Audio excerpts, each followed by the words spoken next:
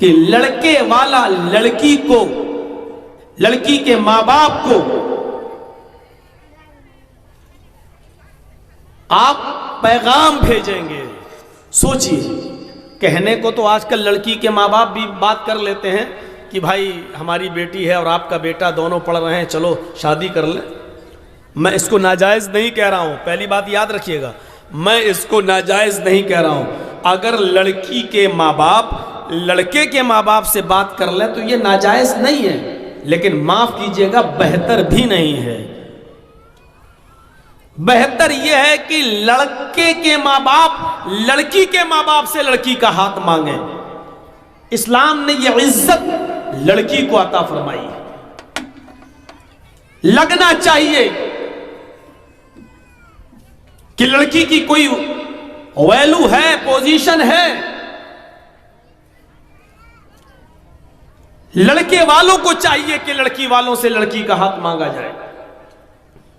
और इसीलिए इस्लाम ने एक और पोजीशन दी है औरत को कि जब निकाह होगा तो चाहे जितने आदमी आ जाएं, हालांकि शरीयत के अंदर बारात का कोई तसव्वुर है नहीं, वो हम अपनी मर्जी से जितने बना लें वो अलग बात है, लेकिन शरीयत के अंदर बारात का तसव्वुर है नहीं। लेकिन जितने भी आदमी आ जाएं, लेकिन जिस दिन निकाह होगा तो लड़के के निकाह से पहले लड़की की इजाजत जरूरी है। ये इज्जत दी है इस्लाम ने। हो सकता है कि लड़की अभी तक माँ बाप के प्रेशर में, चचा के प्रेशर में, भाई के प्रेशर में हाँ हाँ कर रही हो। जिस दिन बारात घर पे आ चुकी है, आपके गांव में आ चुकी है, आपके मोहल्ले में आ चुकी है,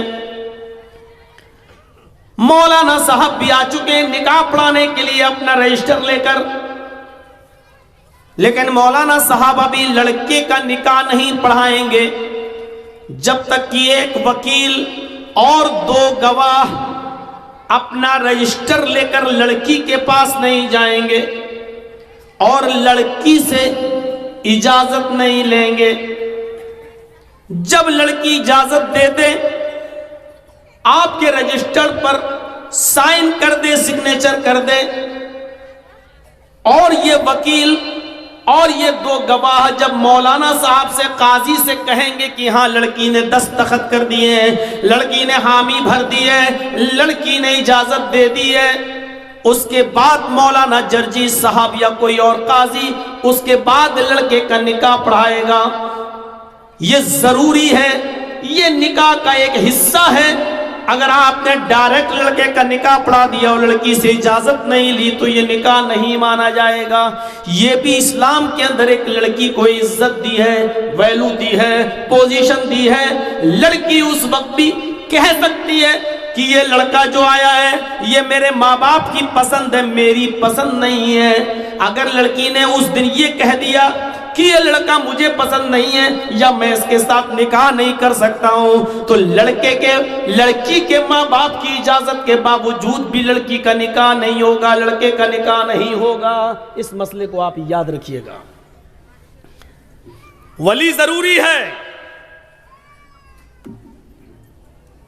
और जिस लड़की ने बगैर वली के, मन नकाहत मिन गैर इज़्न वलियहा, अपने वली की इजाजत के बगैर निकाह कर लिया, फनिकाहुहा बातिल, वो निकाह बातिल है, वो निकाह बातिल है, वो निकाह नहीं माना जाएगा। लड़की को वली की इजाजत जरूरी है, लेकिन वली को यानी बाप वगैरह जो भी उसके वली हैं, सरपरस्त हैं, उसको भी के लिए भी जरूरी है कि लड़की की इजाजत के बिना, लड़की की मर्जी के बिना वो भी जहां चाहे निकाह करना वहां निकाह नहीं कर सकते हैं जब तक कि लड़की की इजाजत ना हो। इसलिए लड़की से पहले पूछा जाता है, और जबरदस्ती पूछने की जरूरत नहीं है। वकील और गवाह जब जाएं तो ऐसे रजिस्टर होता है, हाँ साहब उस लड़की से एक बार पूछ लें जोर से कि साहब आपका निकाह बेटी आपका निकाह फला फला के साथ इतने इतने रुपए मेहर के एवज किया जा रहा है, आपको उसके निकाह में दिया जा रहा है, क्या आपको वो लड़का कबूल है? क्या आप उस लड़के को पसंद करती हैं? क्या आप उसके साथ निकाह में रहना चाहती हैं? क्या आपको वो लड़का पसंद है? एक बार पूछा जाएगा। 3 बार तो सिस्टम चल रहा है। लड़के से भी 3 बार पूछा जाता है ना कि 3 बार कुछ है नहीं शरीयत के अंदर, सिर्फ 1 बार पूछिए। और कुंवारी लड़की जिसकी ये शादी नहीं हुई, पहली बार पहला निकाह उसका हो रहा है, तो हदीस के अल्फाज ये हैं कि आपके सवाल पर अगर वो सर नीचे कर ले और खामोश हो जाए, कोई जवाब न दे, तो इसी को उसका जवाब माना जाएगा, इसी को उसकी इजाज़त मानी जाएगी, इसी को उसकी परमिशन मानी जाएगी। अल्लाह के नबी ने फरमाया इज़्नुहा सिमातुहा, उसका खामोश रहना उसकी इजाज़त है, बार बार उससे नहीं कहा जाएगा बोलो। ऐसे मौके पर हमने बहुत से मौक़ों पर हमको जाना पड़ता है, तो ऐसे मौके पर हमने देखा लड़कियां जिसका निकाह होता है ना, अपनी सहेली को हाथ मार मार के और ज़बरदस्ती उसके मुंह से कहलवाती है, कह दो हाँ कबूल किया। वो शर्माती है बेचारी और ये ज़बरदस्ती उससे कहलवाती है, अरे कह दो, अरे कहो।